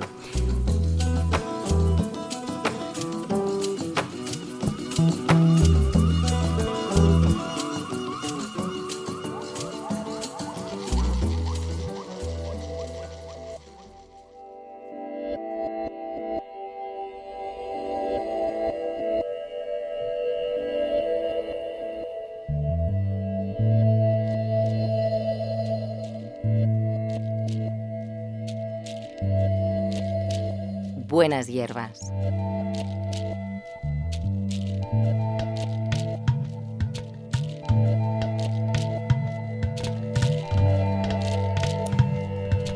Y evidentemente después del verano teníamos muchas ganas de reconectar de nuevo con nuestro experto en buenas hierbas, Joan Manel Vilaseca. Bienvenido a Utopías de nuevo, ¿cómo estás? Muy bien, Marta. Hemos pasado más calor del que nos gustaría, pero estamos bien. ¿De qué nos vas a hablar hoy? Bueno, como en el podcast de hoy ha aparecido un colectivo que se llama Eixarcolant, que es un proyecto, me parece admirable. Hace tiempo que soy socio. De hecho, me sedujeron ya con 4 libros que han publicado sobre plantas arbenses silvestres comestibles. Acaban de sacar el 5º, que todavía no lo tengo, y espero tener ocasión de ir al encuentro que hay el 7 de octubre en Igualada. Tenemos muchas cosas que aprender con ellos y ahora pues ya sabes que además de este encuentro de las plantas olvidadas, pues tenemos esta muestra de cine itinerante sobre etnobotánica. Bueno, yo solamente por hacer una mención más al trabajo que está haciendo esta gente. Los datos nos dicen que 3/4 partes de la comida que nuestra especie consume viene de una docena de plantas y unos pocos de animales, y que más de la mitad de las calorías y proteínas de origen vegetal que consumimos vienen solamente de 3 cultivos: arroz, maíz y trigo. Esto quiere decir que si no se incrementa la diversidad en los cultivos, y especialmente teniendo en cuenta el cambio climático, vamos a tener serias dificultades. Entonces, por otra parte, parece que al menos un 10%, y seguramente la gente de Eixarcolant a lo mejor sería más optimista, un 10% por lo menos de todas las especies de plantas que conocemos, que esto quiere decir más de 30.000 especies, son comestibles. Muchas adaptables a las circunstancias de clima que tenemos encima. Y creo que es una razón, solamente esta ya sería una razón para esperar que el trabajo que está haciendo Eixarcolant sea todavía más importante de lo que es ahora en el futuro. Entonces sí, has comentado que el encuentro próximo tiene el nombre de, lo tengo apuntado, Octava Jornada Gastronómica de las Plantas Olvidadas. Así es. Entonces, pensando un poquito en conectar el Rincón de Buenas Hierbas con el podcast, parecía que el tema plantas olvidadas venía como servido en bandeja, ¿no? Y de hecho hemos hablado alguna vez de alguna planta olvidada. En el primer episodio del podcast hablamos del silphium. El famoso silphium. Un caso mítico. Pero, como pasa a menudo con estas cosas, hablar de plantas olvidadas es un tema enorme. Es un tema que se nos escapa. Entonces, dándole una pequeña vuelta a la idea, creo que vamos a hablar hoy un poco de las plantas y la memoria. Plantas y memoria, qué interesante, Joan Manel. De entrada, lo más evidente es, vamos a hablar de algunas plantas que tanto en tradición como en actualidad se han utilizado para cuidar y para fortalecer la memoria. Y la primera creo que la acertarían, pues no sé cuántos de los oyentes del podcast, pero unos cuantos seguro. El romero. Romero, que salga lo malo, que entre lo bueno, o al revés. Sí, que siempre me equivoco. La primera vez que intentaste sí. Decir esto no salió bien, ahora ya sale perfecto. Yo tampoco me acordaba, tengo que decir. Pero bueno, es inevitable y necesario hablar del romero. Que por cierto, detalle técnico para los que disfrutan de estos detalles técnicos, lo conocíamos como Rosmarinus officinalis tradicionalmente, pero desde hace relativamente poco el nombre oficial del romero ha cambiado, el nombre binomial, ahora es Salvia rosmarinus, lo que quiere decir que se considera al romero parte del género de las salvias. De la familia de las salvias, del género. Pero bueno, aquí la taxonomía nos interesa menos, entonces uno de los usos más conocidos del romero es esta capacidad que tiene de evocar o de conservar, dicen, un recuerdo fiel, ¿no?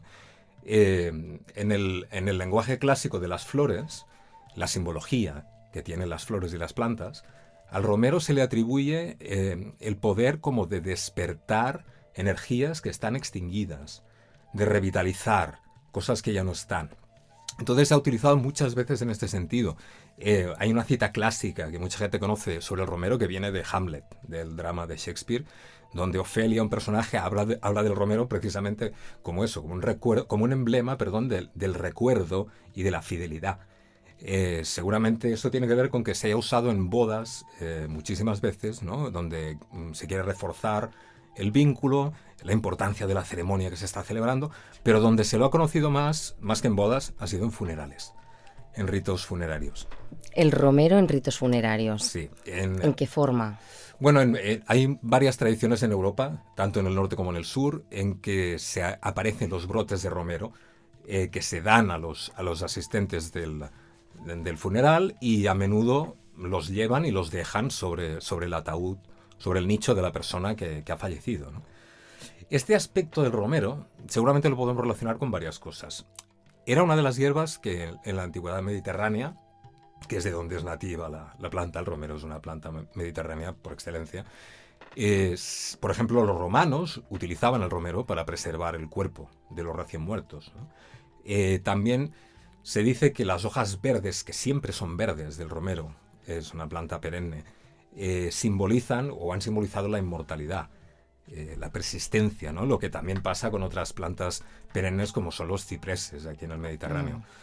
Pero lo cierto es que, al margen de bodas y de funerales, el romero, o sea, tanto el aroma, el sabor, incluso la presencia física de la planta, se ha usado en España, en Italia, en Inglaterra, en los Balcanes, incluso en zonas del este de Europa, lejanas del Mediterráneo, para reconfortar la mente, para aclarar el pensamiento y para fortalecer la memoria.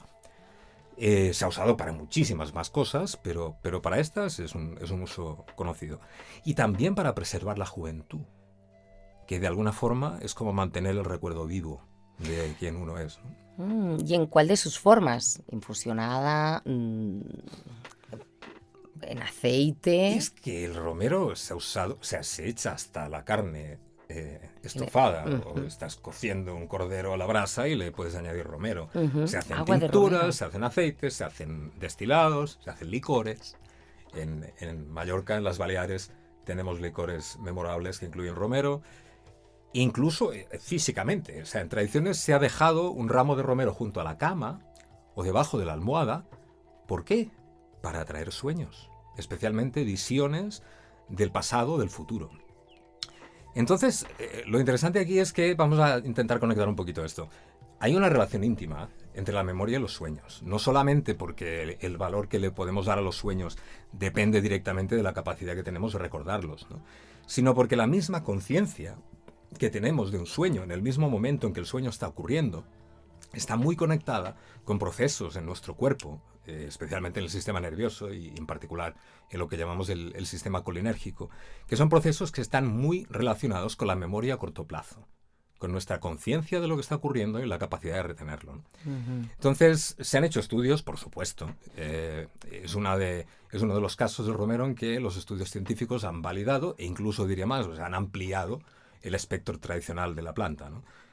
Hay compuestos como el ácido úrsico o el ácido rosmarínico, que se bautizó gracias a él, que se han estudiado y que incluso se utilizan de forma aislada, que sabes ya que no es mi forma favorita de incorporar las virtudes de las plantas, pero se han utilizado para tratar problemas cognitivos, sobre todo en caso de demencias y de deterioros en gente mayor, ¿no?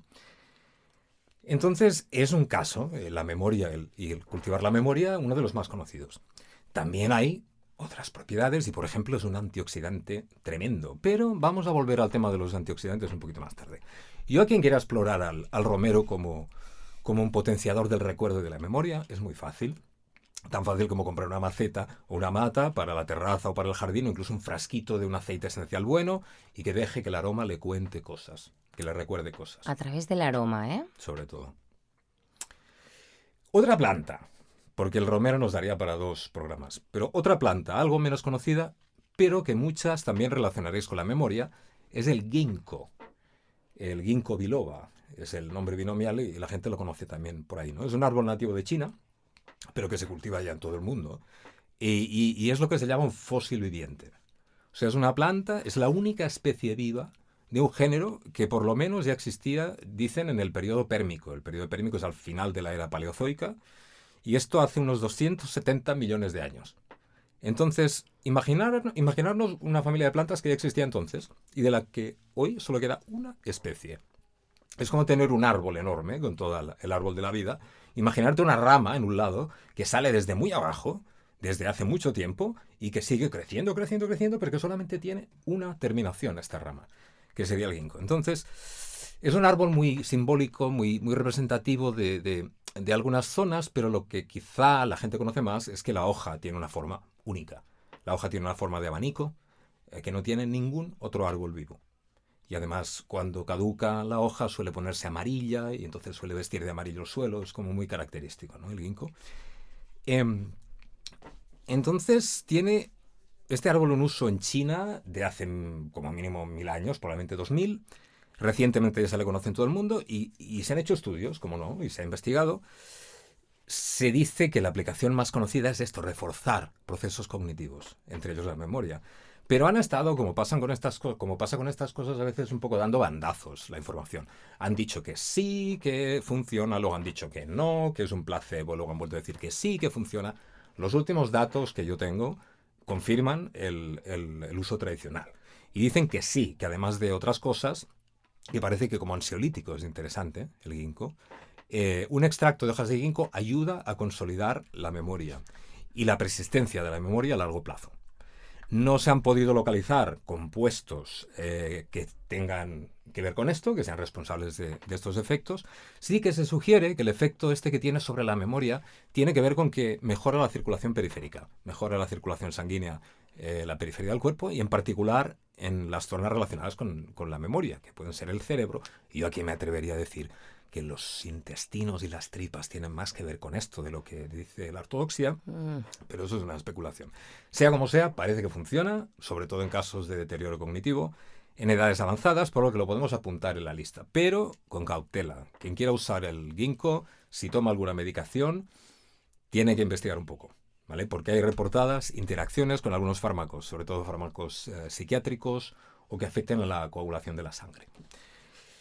Y vamos a rápidamente decir alguna planta más. Aquí tiré de un libro de una señora que creo que le hemos mencionado, pero que volverá a salir y salir y salir, que se llamaba... No es Hildegarda de Bingen. Ah, es decir, ya, es Hildegarda me has de visto Bingen. la cara, me has visto...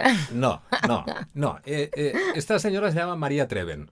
María Treven era una señora alemana que fue el siglo pasado una figura muy importante de la medicina con plantas, ¿vale? Casi una pionera, dirían, y bueno, publicó cosas. Ha salido. Y tiene pues como todo tiene un cuerpo de conocimiento interesante. Entonces, en su libro nos decía que la verónica, que una planta que se llama Verónica officinalis, es útil, dice, para tratar la fatiga mental como tranquilizante y para fortalecer la memoria. Y menciona un caso, una combinación con cola de caballo. Entonces yo, he investigado un poquito estos usos tradicionales, investigación reciente y tal. Y sí, la verónica parece que tiene propiedades, algunas antiinflamatorias, antimicrobianas y antioxidantes. Pero me parece más interesante que la verónica la cola de caballo, la otra planta. Equisetum arvense es una de las pocas plantas de la Tierra que metaboliza el silicio, que es capaz de metabolizar el silicio. Casi ninguna otra especie vegetal lo hace.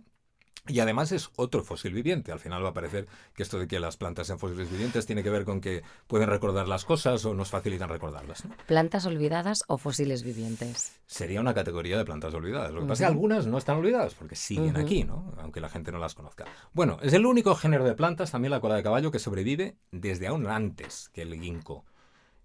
La clase a la que pertenece aparece en el Devónico hace 400 millones de años. O sea, esto era la época en que la vida estaba empezando a alcanzar la Tierra desde el agua. Y además es que está en todas partes. La cola de caballo, bueno, sí, tiene un aspecto además muy característico. Esta forma como de brocha erizada de color verde, que además evoca bastante esta imagen que tenemos a veces de las plantas de la prehistoria, ¿no? De los helechos y estas plantas que crecían en las marismas de antes de los dinosaurios y tal. Entonces, tiene comprobadas bastantes propiedades. Es una planta muy útil para el huerto en general. O sea, es una planta que incorpora muchos nutrientes al suelo. Es una planta aliada muy interesante para los jardineros y granjeros. Y se ha comprobado que es hepatoprotectora, o sea, ayuda a proteger y a reparar problemas en el hígado. Es diurética, muchas plantas lo son, pero esta es muy eficaz. Remineralizante, o sea, ayuda a recuperar los niveles de minerales de la sangre. Y es un detalle que para el tema de la memoria, ¿no? La buena mineralización en la dieta es importante. Entonces, ahí ya tenemos algo. Muy bien, o sea, de verdad, es hemostática, o sea, en uso tópico se pone para parar hemorragias. En cola de caballo, empapada con un algodón, te lo pones en la nariz y se acabó el sangrado, incluso en heridas superficiales. Igual que la verónica, es antiinflamatoria, antimicrobiana y otra vez, mucho potencial antioxidante. Entonces, bueno, vamos a ver. De momento tenemos romero. El romero. La verónica, el ginkgo biloba. El ginkgo biloba, he mencionado la verónica, he mencionado la cola de caballo, pero vamos a coger un atajo para cerrar un poco el tema. Desde una perspectiva terapéutica o médica, aquí, creo, y no soy el único, puede estar una de las claves, al menos una que empezamos a entender, de la utilidad de algunas plantas para potenciar y mantener la memoria. Es una propiedad que a menudo va de la mano, la preservación de la memoria, con la longevidad, con la capacidad de alargar y mejorar la calidad de vida. Que es el alto contenido en antioxidantes. Muchas plantas tienen capacidades antioxidantes, es bastante habitual, ¿no?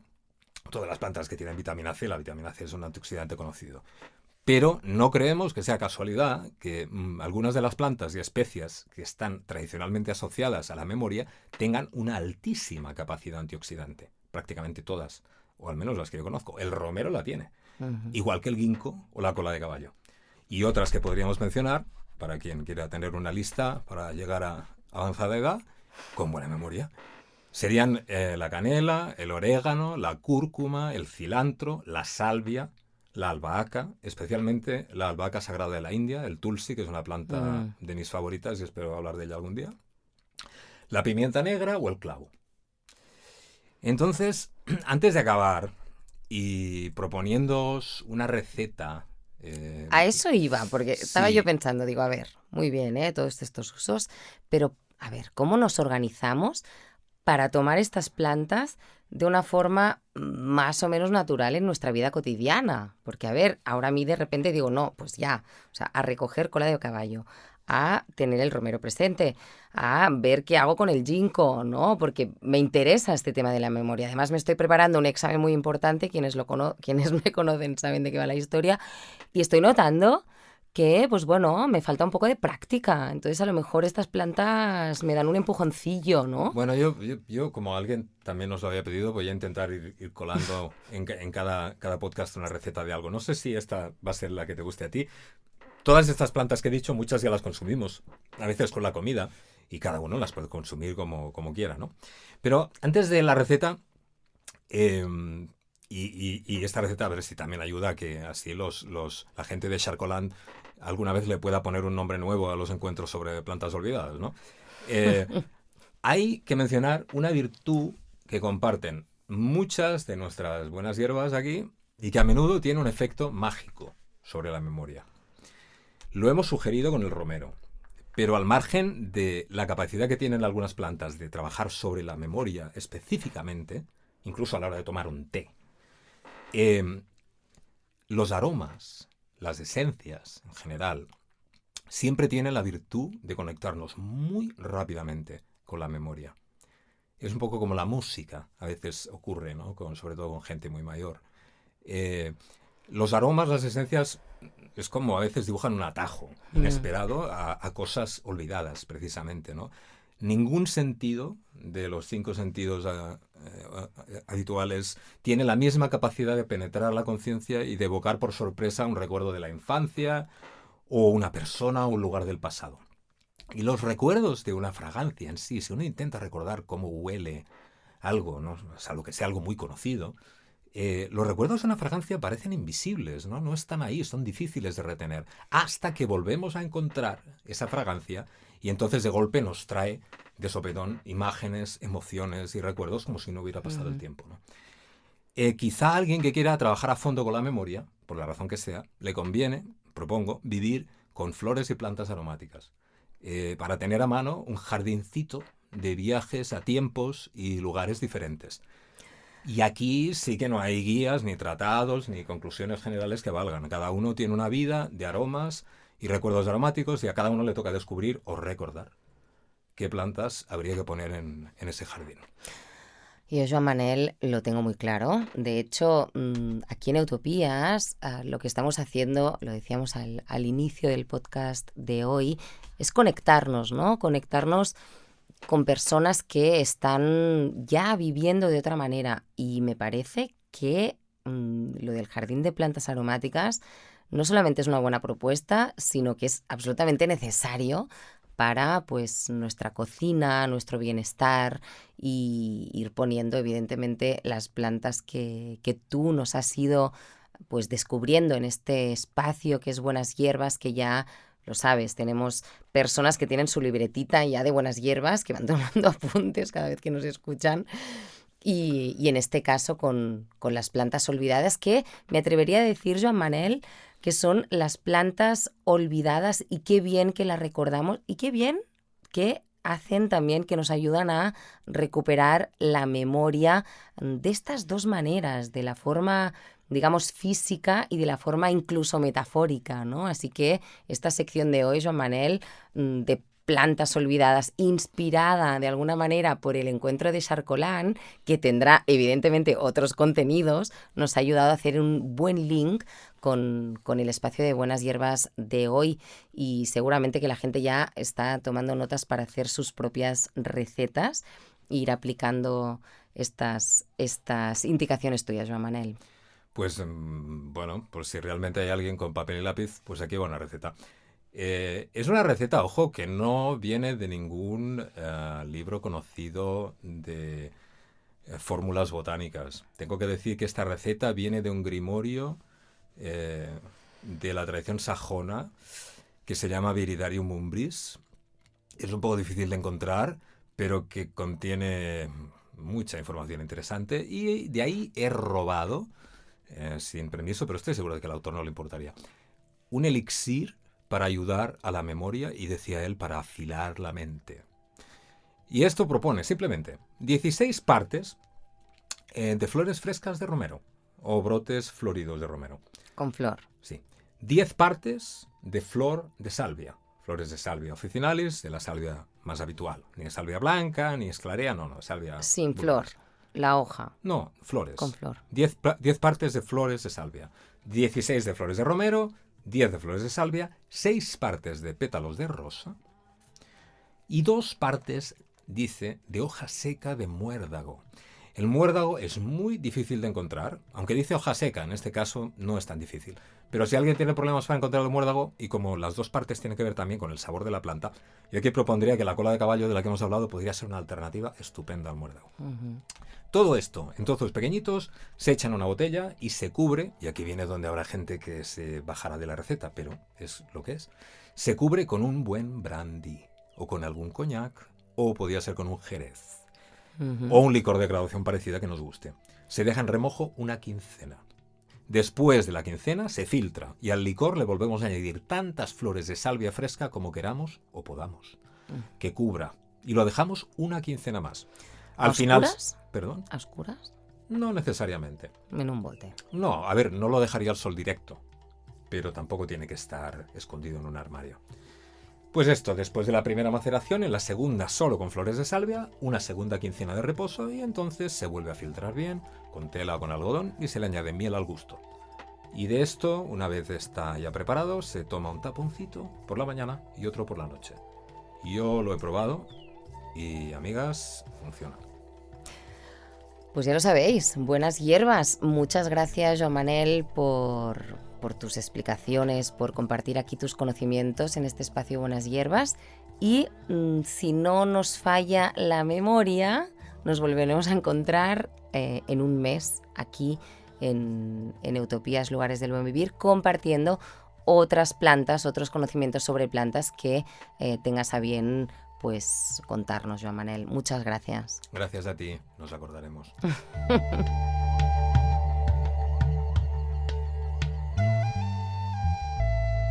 Utopías, lugares del buen vivir.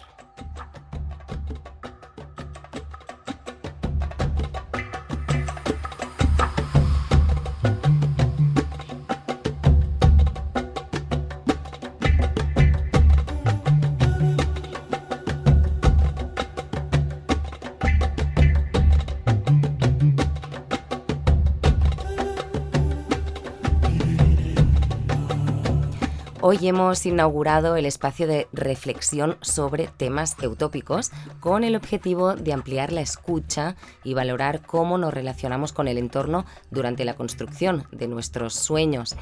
Pero no solo eso, también abrimos desde aquí un hilo utópico. Creemos que hace más falta que nunca un diálogo social entre las personas que quieren vivir en un entorno rural de forma consciente, un debate entre personas que manejan las normativas, los propietarios y propietarias de los territorios, ¿por qué no?, y los que quieren habitarlos y cuidarlos. En fin, aquí también dispuestas a seguir escuchando. Pues hasta aquí el Utopías de hoy, como siempre, alentando la construcción de los lugares del buen vivir y creando comunidad para apoyarnos todo lo que podamos. Gracias por escuchar este podcast y por favor no dejéis de escribirnos. Nos encanta tener ese retorno tan bonito para que juntas vayamos afinando el contenido. Recordaros también que si queréis hacernos llegar propuestas que nos ayuden a explorar los lugares del buen vivir, podéis hacerlo a través del correo utopiasbuenvivir@gmail.com. Y para los que queráis apoyarnos económicamente lo podéis hacer a través de PayPal, paypal.me/utopías, aportando las cantidades que queráis y con la frecuencia que deseéis. Sabemos que tu aportación hará la diferencia para que sigamos ofreciendo este podcast.